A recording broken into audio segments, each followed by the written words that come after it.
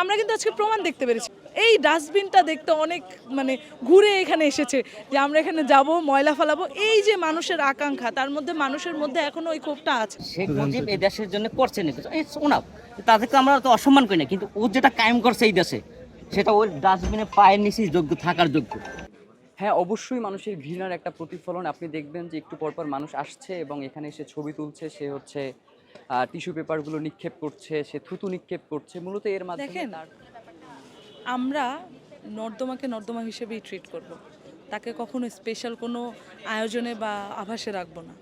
প্রথমত আমরা দেখতে পাচ্ছি এখনও দোসরদের একটা দল বিভিন্ন জায়গায় অ্যাক্টিভ। তারা বিভিন্ন জায়গায় জয় বাংলা থেকে শুরু করে বিভিন্ন ধরনের স্লোগান বা হচ্ছে শেখ হাসিনার বিষয়ে কথাবার্তা বলা, তার আন্ডারে নাকি তারা ভালো ছিল, এই ধরনের মতবাদ ছড়াচ্ছে।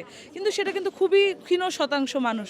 কারণ আমরা যখন ডাস্টবিন বসিয়েছি, আমরা দেখেছি মানুষ এখানে এসে ময়লা ফেলছে। অনেকে এটাও বলেছে যে আমার কাছে ময়লা নেই, আমি ক্রিয়েট করে ফালাচ্ছি, কারণ আমি এখানে ফালাতে চাই। তাহলে মানুষের ওই ক্ষোভটা এখনও আছে।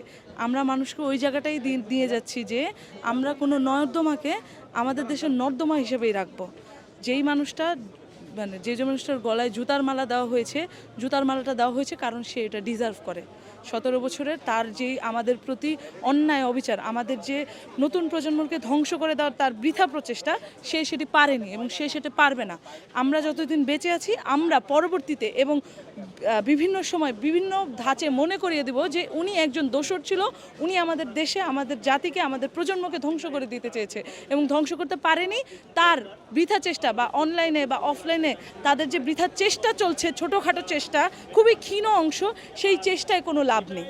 কারণ আমরা যদি একবার প্রতিবাদ করতে পারি, হাজারবার প্রতিবাদ করি। আর এই নর্দমাকে আমরা আমাদের দেশে রাখতে রাজি না। 17 বছর মানুষ ভুলে নর্দমায় পা দিয়ে ফেলে, আমরা পা দিয়েছিলাম, আটকে গেছিলাম। ওই যে বালুচরের মধ্যে আটকে যায় না মানুষ, পাটা বের হচ্ছিল না। এবার যেহেতু বের হয়ে গেছে, এবার আমাদেরকে কোনোভাবেই সেখানে পা দেওয়াতে পারবে না। এবং সেইটাকে আমরা আবার রিমাইন্ড করার জন্য এই জায়গাটা ক্রিয়েট করেছি। কারণ আমরা দেখছি এখনও অনেকে অনেকভাবে অনেক মতবাদ ছড়াচ্ছে। আমরা আবারও দেখিয়ে দিতে চাই, বৈষম্য বিরোধী বা আমরা যারা ছাত্র সমাজ আছি, জনতা আছি, তারা এখনও একজন দোসরকে চায় না। এবং আমরা কিন্তু আজকে প্রমাণ দেখতে পেরেছি। প্রত্যেকে এসে এই বক্সটি দেখে খুবই অ্যাপ্রিসিয়েট করেছে, অনেক পোস্ট হয়েছে, এগুলো নিয়ে অনেক বেশি হই হুল্লোড় হয়েছে। এবং অনেকেই শুধু এই ডাস্টবিনটা দেখতে অনেক ঘুরে এখানে এসেছে যে আমরা এখানে যাব, ময়লা ফেলাবো। এই যে মানুষের আকাঙ্ক্ষা, তার মধ্যে মানুষের মধ্যে এখনও ওই ক্ষোভটা আছে। সো ওই ক্ষোভটা আমাদের এত সহজে যাবে না। আমরা কোনো দোসরকে আমাদের দেশে কোনোদিনই আসতে দিব না।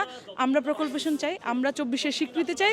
জানি কোনো দোসর আবার আমাদেরকে রাজাকার বা আমাদেরকে দেশদ্রোহী বলে দেশে ব্যাক না করতে। যেভাবে স্থান পাইছে এটা আসলে দেখার বিষয়। তো এটা যেভাবে স্থান পাইছে ওইটা অবশ্যই ঠিক আছে, কারণ শেখ হাসিনা একজন স্বৈরাচার ছিলেন, তো তার জন্য এই জায়গাটা যথেষ্ট ঠিক আছে। যেভাবে এখানে উপস্থাপন করা হয়েছে এটা অবশ্যই ঠিক আছে এটা।